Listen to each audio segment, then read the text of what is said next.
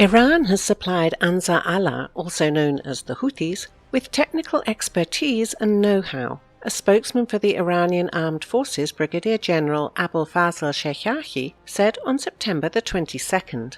However, the general claimed that Yemeni forces have learned how to produce missiles, drones and weapons in Yemen on their own, and Iran has no military presence in the region. Sheikhahi described what Iran is doing across the region as spiritual and advisory presence. Countries of the resistance front have armies and forces themselves.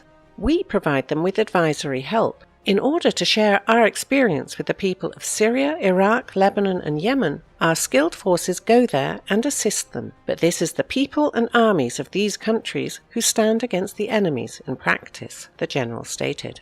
Apparently, it was Iranian spiritual power which helped the Houthis to regularly pound targets inside Saudi Arabia, including the kingdom's capital and key oil infrastructure objects, with missiles and drones, despite the years of Saudi-led air bombing campaigns against Houthi forces and the land and maritime blockade of the areas controlled by them. Iran also denies reports of weapon and equipment supplies to the Houthis.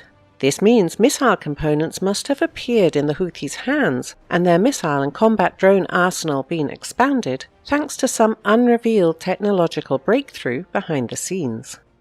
Thus, the military cooperation deal officially signed between the Houthi government and Iran in 2019 was just a formality to highlight the sides' unity on the front line in the battle against Zionist plots in the region, which became especially obvious in 2020 when the Houthi leadership, alongside Iran, appeared to be among the most vocal critics of the UAE, Israel and Bahrain-Israel normalization deals. According to them, these developments are a part of the wider Zionist campaign against Middle Eastern nations. Meanwhile, in Syria, sources loyal to the Turkish-backed terrorist group Hayat Tahrir al-Sham, formerly the Syrian branch of al-Qaeda, claimed that its members had killed a Russian Special Forces operator on the contact line near Kafr Nabil in southern Idlib. According to militants and their supporters, they repelled an attack of pro-government forces there, inflicting multiple casualties on the Syrian army and its allies.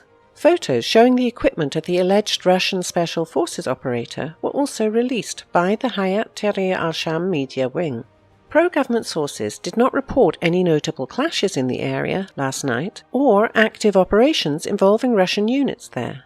According to them, the incident involving the Russian Special Forces operator may have happened several weeks or even months ago.